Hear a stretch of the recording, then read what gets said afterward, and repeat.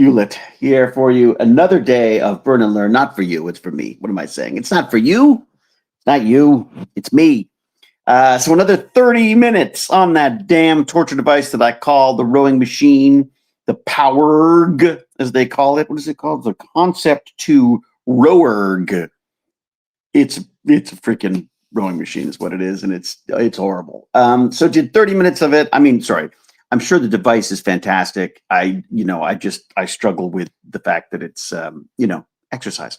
So here I am with my fabulous little Levels mug, which you can't really see. It's on the wrong side, really, for my hand, isn't it? But this is the fabulous wife of our producer on Levels does this amazing pottery stuff, and so she made us all these amazing cups. This is my Levels cup.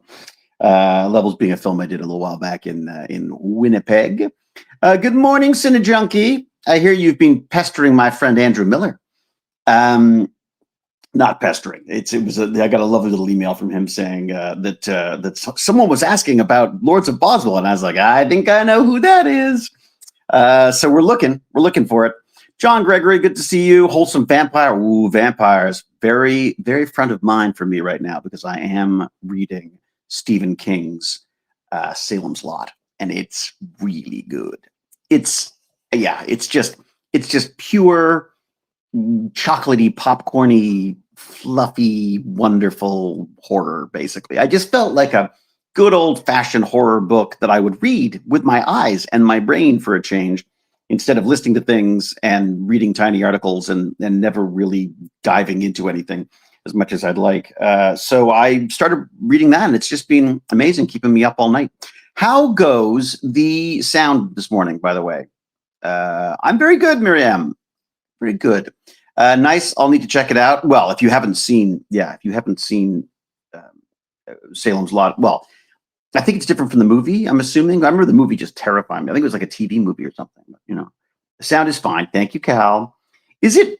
At some point I've got to actually listen to these and hear what's happening with the audio, because there's I'm using these new mics. I'm not sure I figured them out right. Ace is on sound, watching Stranger Things right now. Whoa. Is that the new Stranger Things, or is that the ones that have happened already? Tuning in from a wet gray England. Bet you don't miss the weather. Well, tomorrow, Madeline, let me tell you this. There is about like a half a foot of snow outside with icicles hanging from the ceiling, and from anything they can hang from. It's miserable. It's cold. It's sloshy and cold. Did I mention cold? The cold part? Yeah, cold. It's freaking winter here. And I know, I mean, it's not like I'm surprised by it every year, but every year it's a reminder of why the hell do I live here? I'd much rather have gloomy and gray than freaking frozen and icy tundra. The audio is spot on. Oh, very good. That was so many almost sips. Is it coffee? Yeah, it is. That's true. Becca Mama Bear. Becca Mama Bear. Replying to tomorrow. Do you want to buy a T-shirt? What? Who's selling T-shirts? I sound a little more boomy. That's interesting. Is that good though? Yeah, it's cold here too. It happened overnight. Ugh, turned right to winter, didn't it? I mean, it's just, came at us fierce and ferocious. What do they say? In like a lion, out like a lamb. Let's hope that's the case. Okay, Burn and Learn. So this is the reason why I'm here. This is my reward for being a little obsessive and getting myself back on the torture device for 30 minutes again today.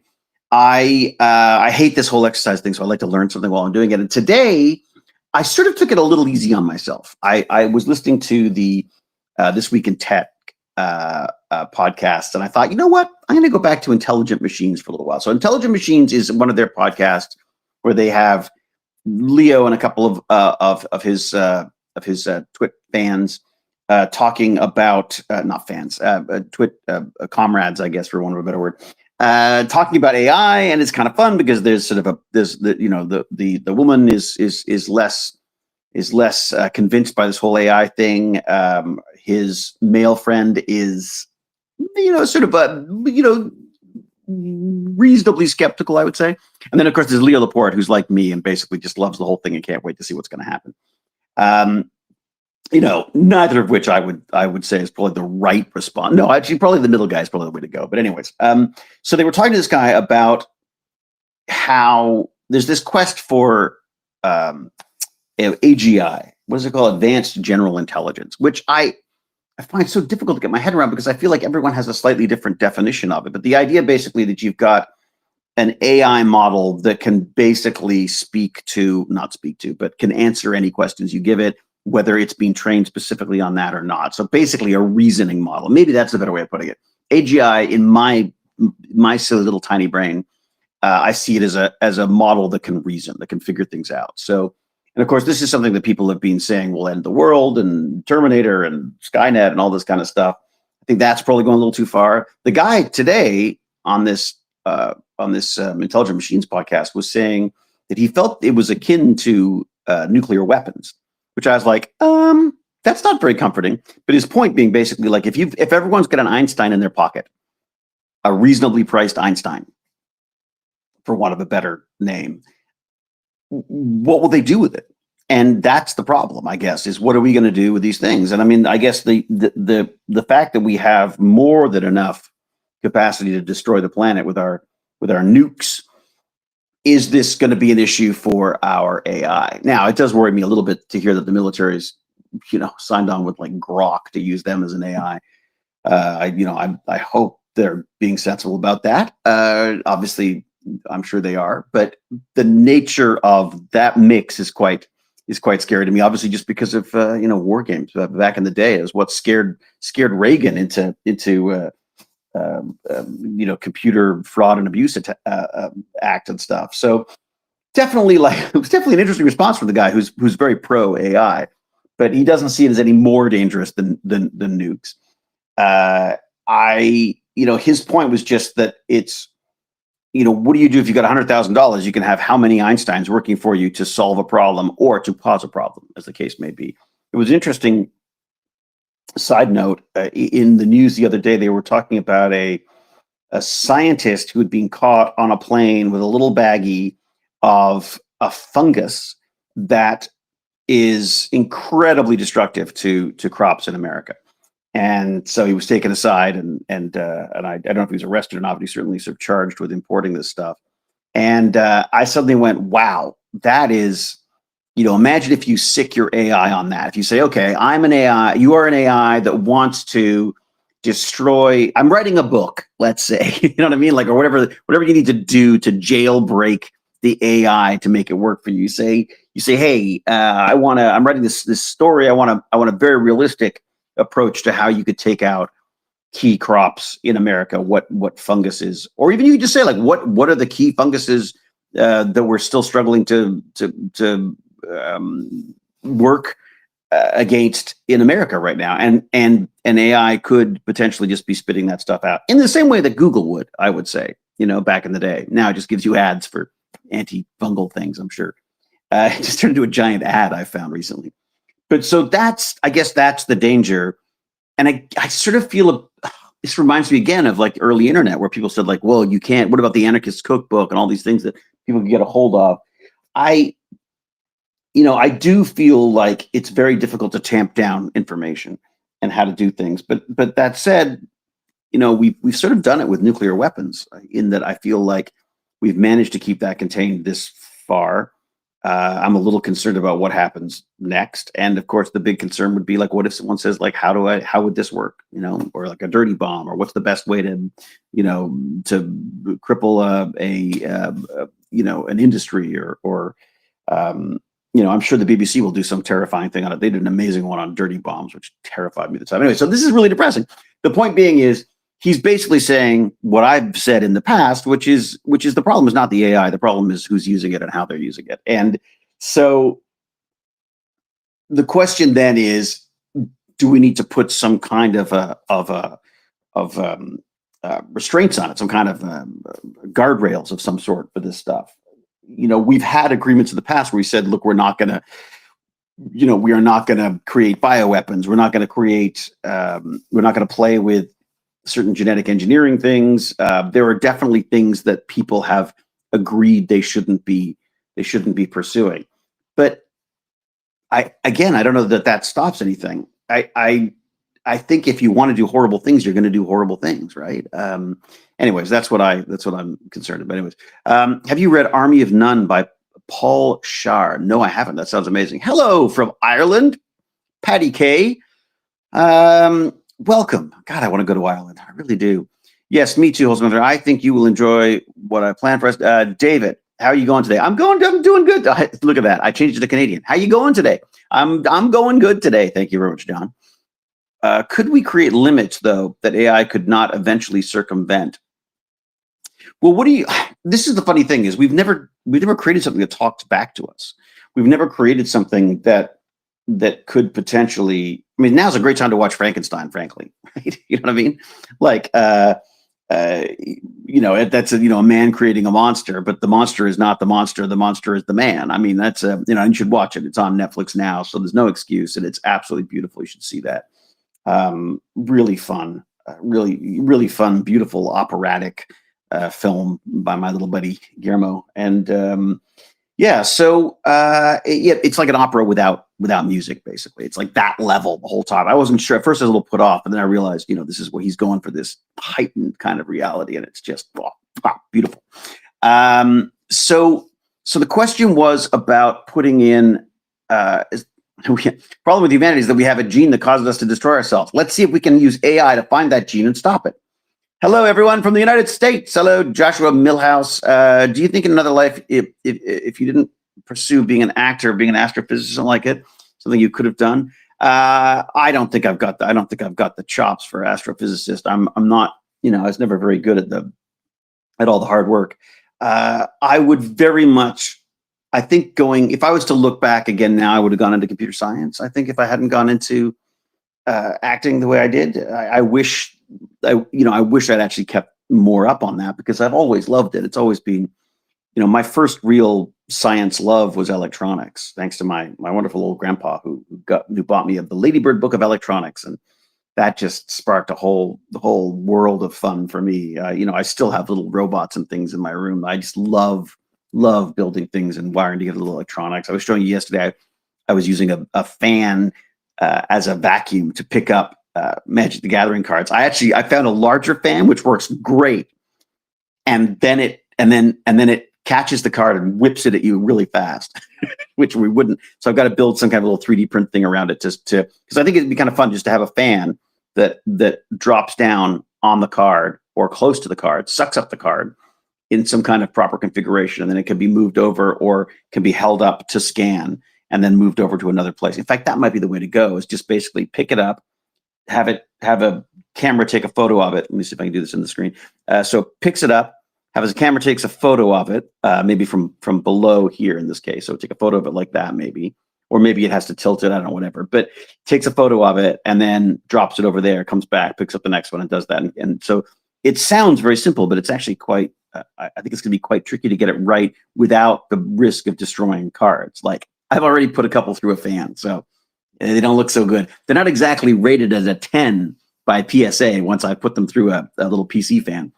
But let's go back to the guardrails and the AI stuff. So I do think we're going to need some guidelines. Maybe not guardrails, but maybe guidelines. I also think we're going to have to mitigate some of this stuff by, frankly, trying to think about what could go wrong. This is the wonderful thing, like talking with these Let's Talk. When I'm talking to the I'm with Stargate Genius folks, everyone is working, in their little niche, and some of those I think will need to address this AI stuff. I mean, one of the ones that leaps up to me, I think AI is going to affect all of them. First off, I think you just have to look and see how AI is going to affect what you have going forward. I call it the AI, the Hewlett's AI audit. And basically you go and you look at what AI is the tendrils of AI, where they are going in your life, and seeing where you can fit in there or where you won't fit in there. I mean, I've talked about this before. I do an awful lot of really fun, silly movies that basically could be, and television for that matter, that could be written by an AI and could be produced by an AI. And I know a lot of people have a problem with that. But the reality is, it's just about making cheap, fun content. And if an AI can do that, then it is going to do it, and the film industry will take that up so fast, because I hate to say it, what is that? So the film industry is a whore, as I put it, where basically it just goes where the money is, and if they can save a dime here or there, most of these productions will do so because that's the nature of how the finances of film are such that you just have to save money wherever you can. So I think AI is, whether we like it or not, is going to make at the very least that low level crappy stuff is going to get made, and it won't need actors and it won't need writers and it basically almost won't need directors. It'll probably just be a company spitting that stuff out. Oh, I'm hearing beeping. I just wasn't sure what it was. It sounds like it's someone backing up there. I think that's outside. Yeah, good. We've been having, it's so funny. I've been woken up in the night to this weird little alarm thing going off and haven't known what it is. And I think it's because they're working on this thing in the alley behind us. It keeps freaking me out. Of course, I'm also getting freaked out because I'm reading Salem's Lot at night as well. Probably doesn't help me with my sleeping. Okay, so where was I? So yeah, so I think there are certain aspects of the film industry where I just have to realize those jobs won't be there. They used to be critical jobs too. I mean, all my fun little Bulgarian adventures, which, for the most part, there's the odd little gem in there, but for the most part, was just as cheap and cheerful as you could make this stuff. That used to be a lifeline for actors on the way up and on the way down, because by the end of the year, this when they would usually make these films is if you were running out of, if you hadn't earned enough money to get your health benefits from the union, a lot of people who may not have done it before would do these films for a big chunk of change that pushes them just up over whatever they need to get their coverage for the next year. And that's their little Christmas present to themselves. So, that's a lot. I mean, that's, I think that's going to disappear, frankly. I think that's just going to go. I mean, it already is to some extent, but, and also I think a lot of stuff's going to go non-union because again, the expense of the union stuff is going to become prohibitive, especially if you're trying to compete with something that can create very cheap, very fast content that people watch. But so we may need some not guardrails. We may need some guidelines in there, like what we think is cool and what we think is not cool about approaching this stuff. I would be a little alarmed if I saw a short film even that had me in it that I hadn't sanctioned in any way. But it's absolutely possible, and I don't know how you would stop someone from doing that at this point because there's so much content of me out there, including this as well. I worry that the creator community is going to be hit by this as well, where I think if you can create fake influencers who can walk you through things that aren't actually happening but are just an AI prompt, I think that's also going to be a problem as well. And I think that a lot of these companies are going to embrace that as well because, frankly, hell, it's you got the content guaranteed, you own the content guaranteed, you don't have to worry about paying the content because it's not being made by creators anymore, it's being made by AI. And I think there's probably going to be, again, a lot of stuff that's going to disappear to that as well. And the question is, how will they find a way of making it something that people want to watch? I mean, I'm sure, look, there are times I found myself scrolling through Midjourney's video stuff just to see what's up, see what people are doing. And it's really, I mean, some of it's really entertaining. I mean, not in a story way, but in a sort of an image way. You sort of go like, wow, that's really cool. That wonder how it did that and what's the prompt for that and this kind of stuff. So it's absolutely fascinating. I don't believe we could sort of hit it with a cowl. That would be a hammer. I don't believe we could sort of hit it with a hammer and knock it out and stop it from doing this stuff. I have a horrible feeling that we don't have much control over that. What I do think, though, is that it's going to force us to focus on what we do want, which is, we will most likely want to see stuff that is made by humans. This is, if this was AI, this would not mean anything to anybody, right? I mean, other than, I guess, well, I suppose chatbots have worked for people as well. Maybe this will speak to people, but if it was AI, but this is, this is a connection. This is a community. This is something that it doesn't matter how good AI gets at. It still won't be a human talking to you. It'll be an AI. Now, basically, it's going to be a human that has the entire knowledge of the human race behind it. So certainly interesting in certain things, but from a purely rambling, silly, sweaty, drinking coffee, chatting way, I think this is the kind of thing that probably is more safe. And maybe I'm being smart by doing more of it. I don't know. I also really enjoy talking to people with with Stargate Genius chats because I'm talking to people. I can read all the articles you want, and I can learn a ton of stuff just by spending all that time reading and doing research and stuff. But the reality is to sit down and actually talk to someone and learn about how they got there and their passions and their love for it, to feel that back and forth. I mean, that's invaluable to me. And I don't think that's something that can be taken away, because that's what it is to be human, right? I mean, I used to think we should focus on the things that only humans could do, and that would be art and poetry and all, and writing and all that kind of stuff. And the reality is that's going to be taken to a large extent. But there's still going to be a massive demand for things made by humans, and human connection and that stuff. So I think you just have to find where that's going to fit in if you're in the arts, as far as I'm concerned. I know there's a lot of people who are very, very against it and want it all shut down and rules and regulations and all this kind of stuff. I just don't see that's possible, honestly. If you don't like the rules in film and TV world, then you go non-union, and non-union films are made all the time, and some of them do quite well. So, yeah, I mean, I think it's worrying, and I think you'd be silly to stick your head in the sand and not consider it. But I think certainly, even just for someone like me, I think it's really important to do the AI audit, to look at your life and look at what you want to do and where you're going, and see where AI intersects with that, or clashes with that, because it's going to be really important. So, yes, I don't even know why I got off on that tangent, but there you go. I would definitely have gone into computer science if I could. I still would. There's still a part of me that goes like, God, I'd love to do computer science. The weird thing about that, though, is like coding. Coding, I think, is, because it's all just based on syntax and remembering stuff.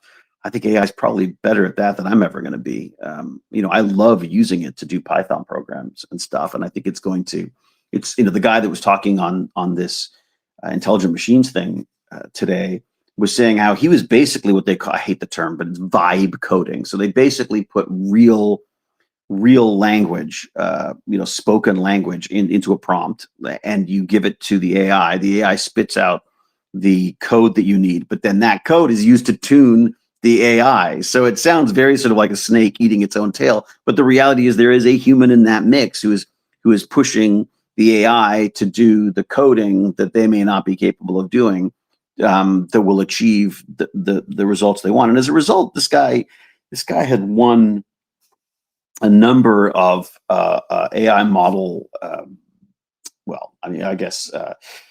proficiency tests for AIs. It's stuff that humans do very well, like a kid could figure stuff out, but AI stumbles and falls instantly because it just doesn't have that same. It's not a reasoning model that way. So he's made some really interesting changes on that. I wish I could remember the name of the company. I wonder if I can do that without hanging up on anybody. Let's just see if I've got it in here. It was. Let's see.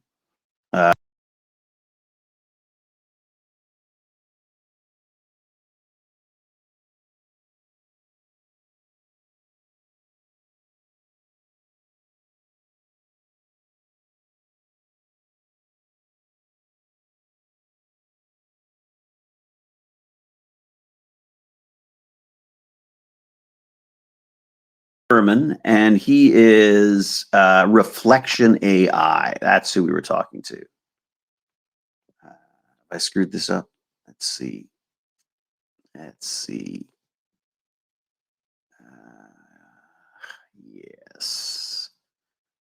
Yeah, there we go. Okay, so I want to go back to my little restream. Okay, so sorry, did I lose you for a bit there?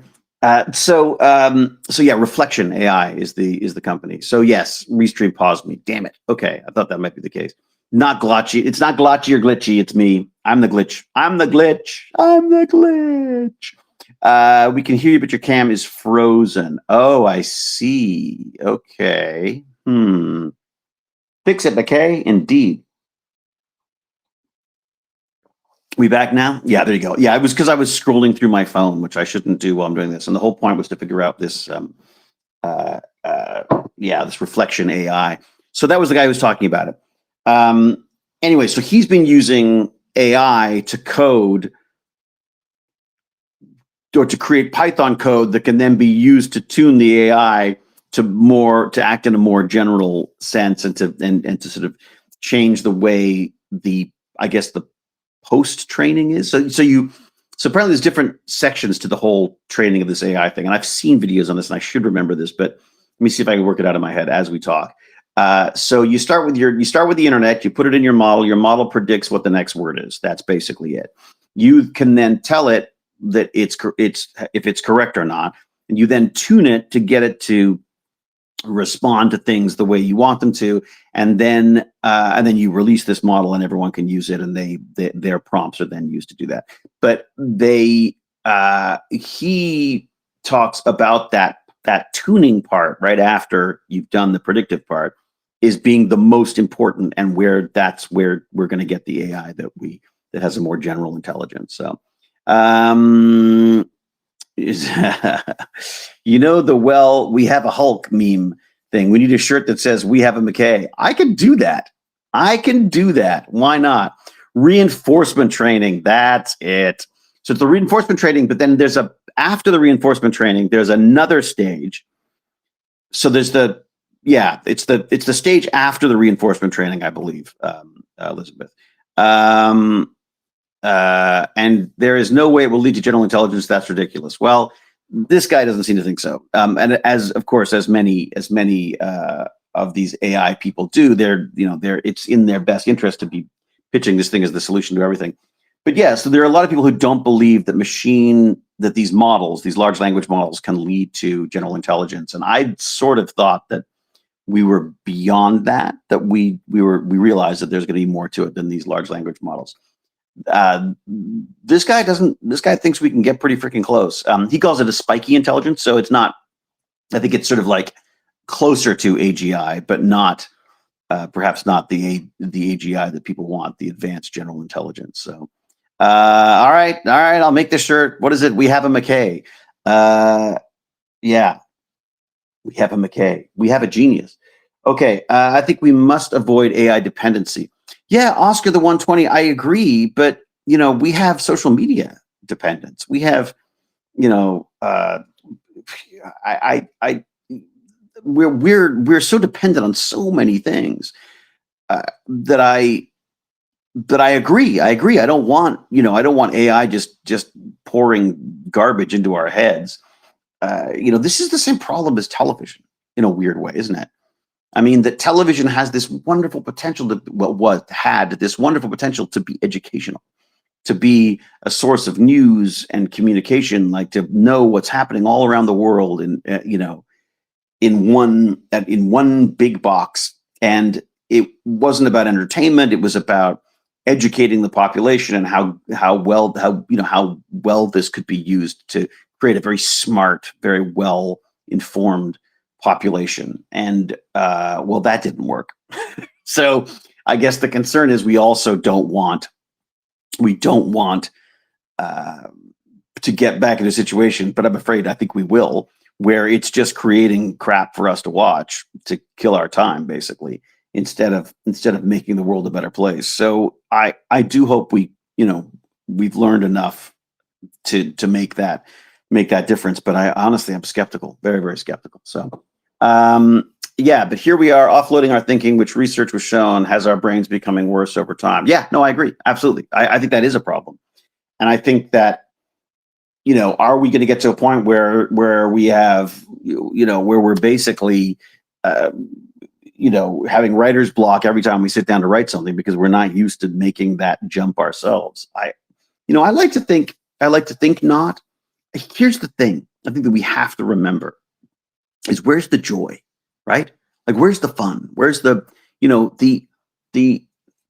joy of creating is creating something, is that spark, and then following it through and making it happen. And in some cases, I think AI is going to be absolutely fantastic for that, because it's going to help people make stuff faster, cheaper, and more efficiently than it could ever do before. And I talk about that from a creative standpoint, maybe from a programming standpoint as well. I mean, maybe a business perspective as well. Potentially there, it can write up a business plan, which is daunting to most people. And then you can go through and see what the deal is on that. I mean, we don't have to be experts in everything in order to get things done, I think is definitely something very, very valuable. But the whole point of that, again, is I think there's no value to it unless you've got that human connection to it. So you could put out these reams and reams of crap if you want to, but no one's going to read them because it's no use to anybody or yourself for that matter. But if you can focus on on what you are trying to create, what you're trying to make, I think we can really make a case for this stuff being incredibly useful for people. I mean, talented filmmakers aren't just going to write a prompt and leave the movie the way it is like that. Of course not. The whole point of them making films is they want complete control over all of these things. I mean, even if that just comes down to them writing very specific prompts to have the AI created for them, I think that's a possibility. I think it may get that good that you can actually do that. And if that's the case, then that's how we're going to make films. I mean, or TV for that matter. And at the same time, there will also be very untalented people who will just do something as quickly and as ad hoc and disposable as they can. And that's not going to be nearly as good. And it's not going to speak to people the same way. So I, for one, am ready for my robot friend. I mean, there's a part of me that definitely is too. The pancakes were freaking delicious, by the way. Thank you to Lockwatcher for asking. My wife is the master of pancakes. She puts banana in them, so they get that nice little blackened banana in there. Not blackened, but like a sort of sweet, sugary. Oh, so good. And I'm trying not to resent her for eating the last one today. She found a leftover, and yeah. Anyways, Jimmy, my sister's teacher, she said her last discussion post her kids has to do all of them plagiarized or used AI. It's crazy. Yeah, there's. That is a concern. Is definitely a concern. But again, I don't know how we stop that. I think we need to figure out how to use it as the tool it is, or figure out how to create it into a tool that is useful to us rather than destructive. Look at social media. You know what I mean? Like, the fact of the matter is, the amount of time that people spend on social media, we're doing it now. I'm doing it now. I'm completely hypocritical on this as well. I am definitely, I get a lot out of this. This is my reward for doing horrible exercise.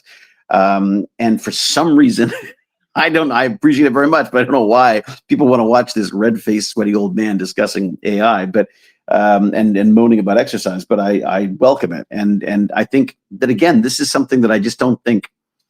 This is not something that AI comes up with. AI doesn't sort of go like, we should do like a sweaty old guy who talks about, being on a show years ago and debates science stuff because he's a nerd. I think, you could probably write a prompt to do this video, but that doesn't get me anything. That doesn't help me in any way. It doesn't, I even if I could write a prompt to do this for me, why would I want to? I still want to create this. It's like we want our robots to do our laundry, not write our sonnets for us, or write our books for us, or write our poetry, or write our stories. If you want to write a script, you want to write a script. It's got nothing to do with just spitting crap out. You want to write a script, you want to craft it. And if AI can help you with the research, it can help you with formatting, and can help you with notes, fantastic. Like, why not? That's just going to be more helpful. There used to be, there used to be script writing. There never used to be script writing programs, right? You used to have to go into Word, or no, I'm not sure, this may be before Word too, but there was no way to format scripts. You had to learn how to do that. You had to learn what all the formatting was and how it worked. And there were books that showed you how to do it. And well, guess what? Now it's a freaking template on Word or whatever. Like, I mean, it's just so easy to do that. Does that make and there's autocorrect and there's autocomplete, which drives me a little crazy. In fact, I'm so anti-establishment on that kind of thing, that when it makes a suggestion, I go out of my way to make it different. It's usually pretty good for some of the stuff, but I if I haven't figured out how to turn it off, I tend to just ignore it and come up with something completely different. So, all right, what do we got? Hey, good. How are you? How the family? Very good, thank you. Jo, very, very good. Jim Neo, I had I had an 11-year-old say that he should have to something because what's going on here? I have an 11-year-old say that he should have to do because that's what the machines are for. I think a lot of it is the social norms around avoiding cognitive effort. But this is the nature of education, isn't it? I mean, you don't learn anything unless there's a difficulty involved, unless you overcome something, unless there is a pain. The struggle that is what makes learning rewarding, and is also probably what locks in the learning. So we're going to have to figure that out as well. There's a lot of stuff we got to figure out.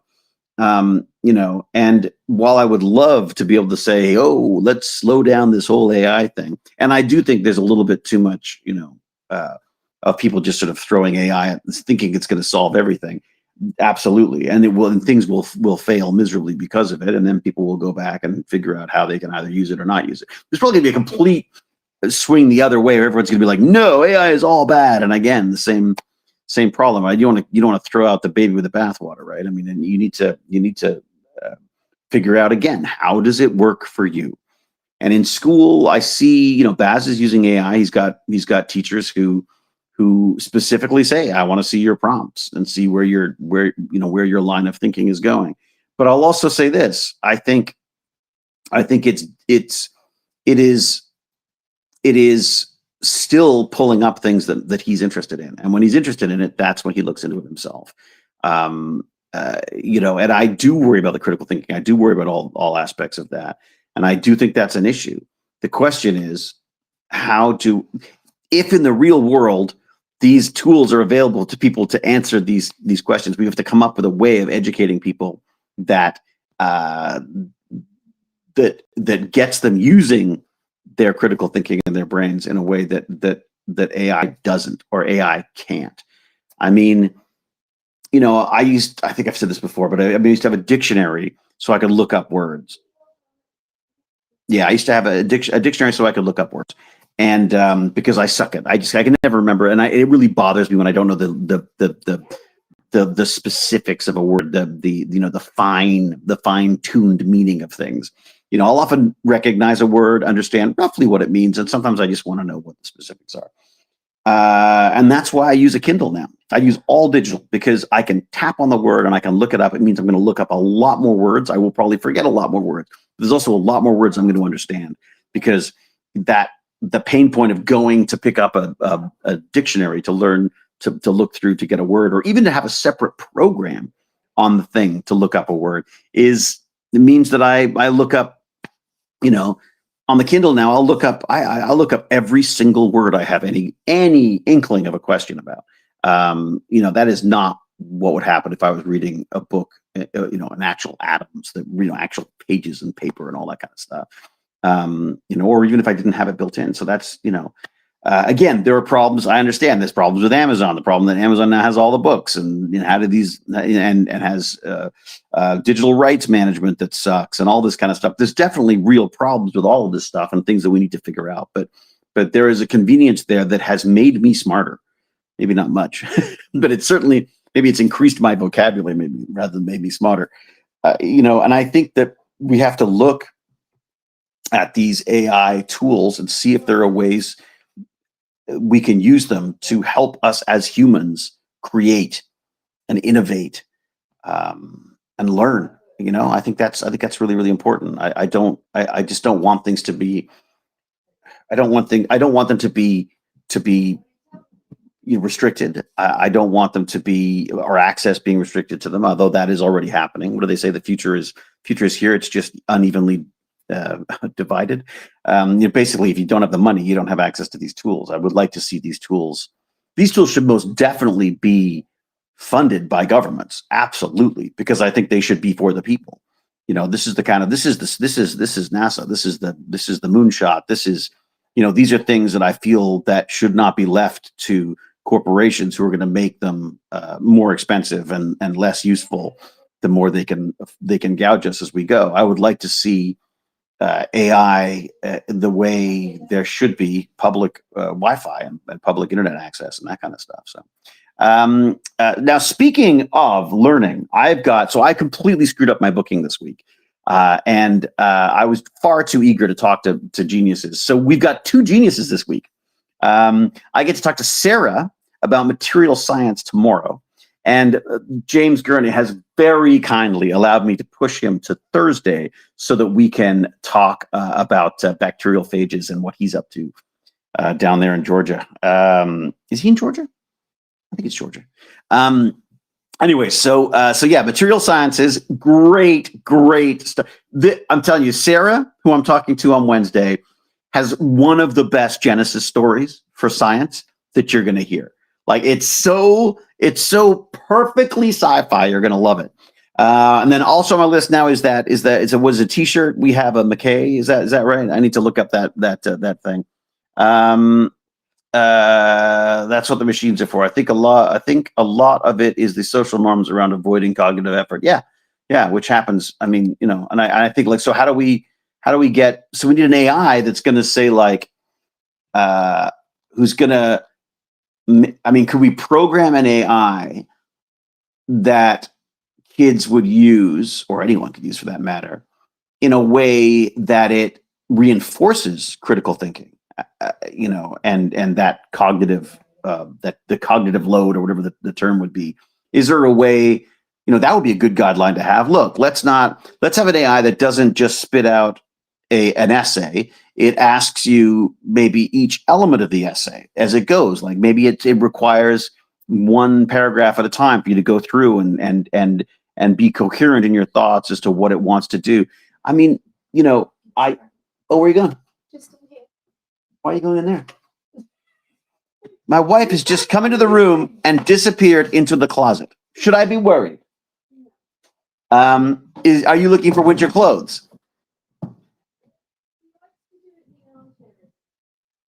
Oh, I see. So my gym, which is actually my son's room, is needed right now. So I am going to wrap up because my family is falling apart around me. My wife has hidden herself in the closet. I don't know why. You have ChatGPT, but we have a McKay. Yeah, there you go. Always be worried. Yeah, always be worried. Again, I think that's it. Narnia's in the closet. Of course, that's what it is. She's British too, so that probably is what it is. Is Baz still wearing the chainmail? I told you, Mandy, he's got, I think I've got this for you. Look, check this out. He's got this little rhino and he's got his chainmail on it. But he didn't have room. He doesn't have a big enough thing in his university room for it. So it's here. It's not the students won't learn. Even with the AI, you suggested they would still cheat and use ChatGPT, et cetera. Yeah, no, I think I agree. The question is, I think it still comes down to this. If people are curious and they want to learn things, they will learn things, right? If they don't, they don't. And I think if people are going to cheat the system and are going to try to get away with not doing the work that they need to do, then maybe this will weed that out better. Maybe we need to, or maybe it's actually, I say that, weed that out, maybe the wrong approach to it is how do we make kids, or do we retain that curiosity for kids so they want to learn this stuff? They want to do, maybe they don't want to do essays. Does anyone want to do essays? But I think, by the time you're in, if you're doing your PhD and stuff, you're writing massive amounts of stuff, which you would write. Am I just being naive here? I feel like, shouldn't you want to learn? I mean, I'm not at university because I know I wouldn't do the work, I don't think. But I do want to learn. I just don't want to learn that way, if that makes sense. I don't need to be writing essays. I want to be talking to people and learning what's going on. The idea of writing stuff down obviously makes a lot of sense from the learning process, but it's absolutely fascinating. That's why I love these chats. I just think it's really interesting. As a university professor, holy crap, I don't even know how you, how do you deal with that? I don't know how you deal with that. And I'll have to talk to Baz about this because I'm very curious to know what the situation was, the AI there. So I will talk to him. I will find out what they're doing, what he's doing in the way of the AI stuff. And okay, don't do essay. It's true. I remember typing essays on IBM Selectric. Well, this is it. So we have a great education. We can have a great education system, but we listen to Bill Gates instead and created what we want, what we have.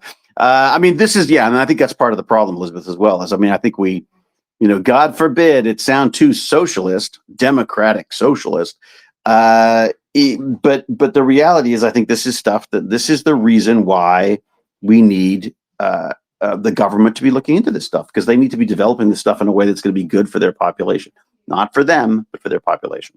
All right. Meanwhile, your wife needs help in Narnia, so I'm going to go. All right, everyone, you're right. Go check out techbandits.org. I got a Patreon there. That'd be wonderful if people want to help out with it. I'd absolutely love that. I also got some merch, so go check that out. Techbandits.org. There are all sorts of Stargate inspired stuff, so you might like it. And then I got to start working on my.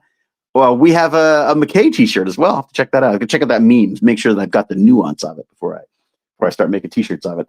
Anyways, all the best. Talk to you soon. I will say, until we meet again, be brave, be kind, be brilliant, cheerio, and huzzah! And see you Wednesday and Thursday for I'm a Stargate Genius. Okay, bye.